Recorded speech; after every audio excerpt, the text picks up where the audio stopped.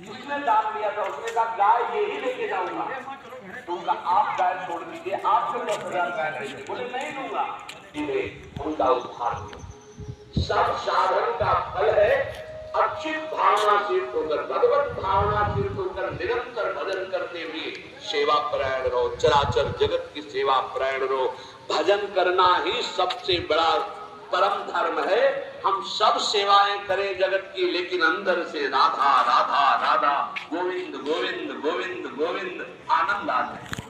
तन से सेवा करो, मन से भगवान की स्मरण युद्ध पे भगवान की चिंतन में रहो। सेवा और व्यापार में अंतर होता है।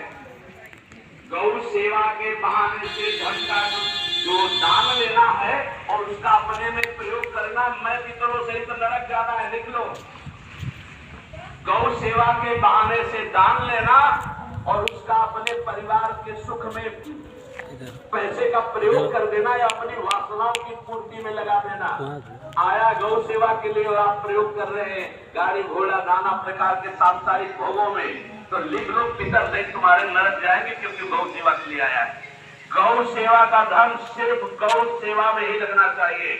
आप गौ सेवक है, दूध पान कीजिए, रोटी खा लीजिए, लेकिन गौ सेवा का अर्थ आप अपने वासनाओं की पूर्ति में, अपने मनोरंजन में या अपने मन के संकल्प भावना में नहीं पूरी कर सकते। गौ सेवा के लिए ही पूरी कीजिए। गौ के वास का निर्माण, गौ के भोजन की व्यवस्था, वो दूध दे ना दे, वो कैसी भी अवस्था में हो, उसकी सेवा करना, उसके लिए सेवक रखना, सेवकों को भी सुख प्रदान करना, इसलिए धन का स्वयं के लिए भोग न करना और निरंतर भजन में रखना, उसे परम पद की प्राप्ति हो जाए।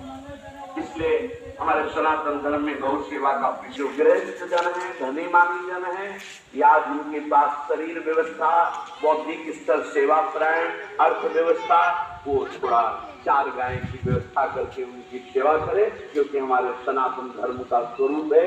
जहाँ माँ पदवी दी गई है गाँव को गौ माता कहा जाए। गौ में समस्त देवता विराजमान है। गौ का बहुत बड़ा महत्व वर्णन किया गया धर्म शास्त्रों में। यहाँ तक कि जब कोई ऋषि नाराज होता था तो आगे गाय करके जाया जाता, भगवान के नाम में, भगवान के रूप में, भगवान की लीलाओं में।